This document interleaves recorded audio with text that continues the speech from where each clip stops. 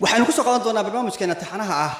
afar gabay oo laba tahay qarnigii 20aad labana ay tahay qarnigan 21aad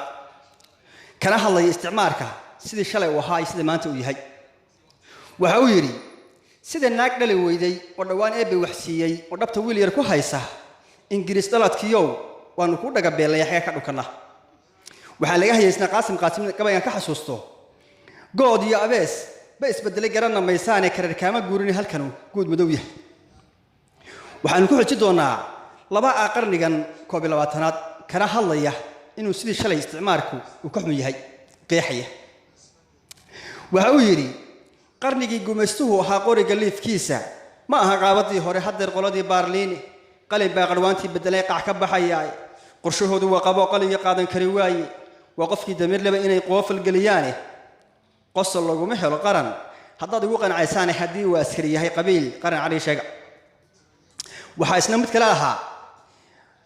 kafanaha kuna xabaratigu way iska gooyay